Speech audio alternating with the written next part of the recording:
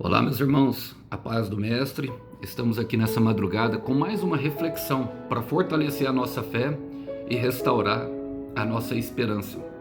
Olha, o versículo de hoje, na verdade, só uma parte encontra-se no Evangelho de Jesus Cristo, segundo Mateus, capítulo 1, a parte A apenas do verso 2 que diz: Abraão gerou Isaque. E quando nós olhamos assim a grosso modo, às vezes nem entendemos o que Deus está querendo dizer a respeito dessa colocação na sua palavra para nós.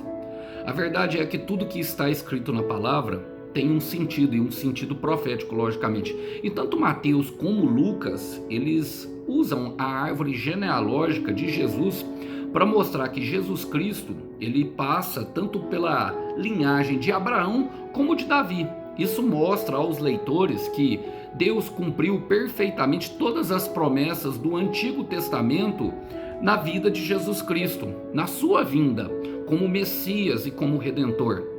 E quando nós olhamos para esse versículo, quando nós olhamos principalmente para Abraão, a parte de Davi vai falar da sua linhagem real, mas Abraão é o pregoeiro, é o herdeiro da fé, é o pai da fé. É como ele é tratado. Por quê? Todas as vezes que nós ouvimos um pregador falar, ou que nós vemos na Bíblia sobre filhos de Abraão, quer dizer que nós somos filhos da promessa.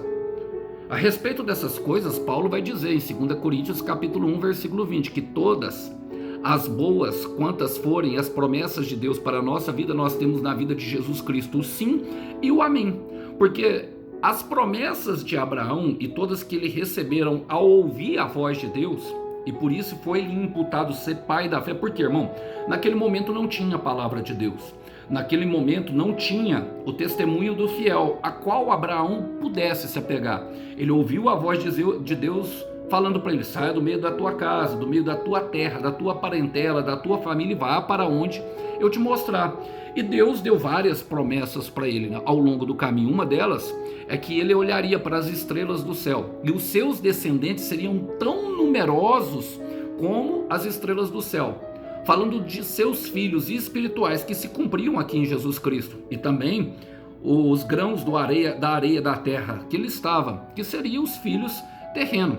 O detalhe dessa história toda é que existe a impossibilidade. Por quê? A esposa de Abraão, Sarai, ainda chamada quando saiu, totalmente estéril, um ventre infrutífero. E quando nós olhamos justamente para esse versículo, Abraão gerou Isaque, mostra exatamente que Deus cumpre para com as suas promessas. E a ironia disso tudo, a ironia daquilo que Deus quer falar conosco, é que quando Deus prometeu através dos seus anjos, mesmo Sara não estando presente, ela dentro da barraca, pensando que ninguém haveria, ela riu com um desdenho, com um certo sarcasmo, perguntando a si mesma: como isso se dará? Nós somos velhos, eles já tinham mais de 90 anos. Mas o Senhor dá uma palavra para ela, que dentro de um ano ela geraria, e isso aconteceu. Abraão gerou Isaque.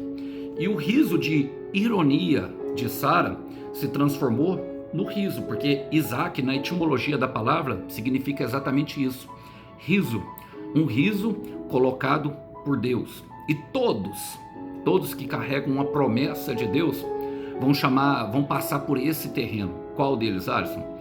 Chamado impossibilidade. Porque como conhecer o Deus que faz milagres se não houver um impossível na minha vida? E pensando nisso, eu quero deixar para vocês um versículo que está em Jó, capítulo 8, versículo 21. Ele fala: mas quanto a você, ele encherá de riso a sua boca, e de brados de alegria os seus lábios. Vamos orar por isso? Senhor, eu quero colocar diante de Ti o meu irmão e a minha irmã, que talvez estejam, Pai, atravessando ali um processo, um momento muito difícil, logo depois, ó Deus, de receber uma promessa, e talvez se sintam como Sara, ou talvez esperançosos, como Abraão. Não importa, Pai. O que importa é que o Senhor prometeu, e que a promessa trará grande alegria ao nosso coração. Somente nos leva, Pai, ao lugar do cumprimento. Perdoa, Senhor, todas as nossas falhas e todas as nossas incredulidades. Ajuda-nos a caminhar até o lugar da execução.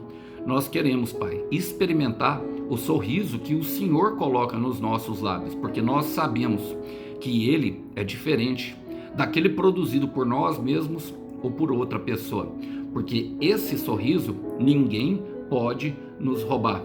Gera em nós, Pai, o nosso Isaac. É o que nós pedimos hoje e oramos em nome do Senhor Jesus. Meu irmão, vai pela fé que o Senhor lhe dará um lindo sorriso. Que Deus abençoe os irmãos. A paz do Mestre esteja com todos. Até uma próxima. Tchau, tchau.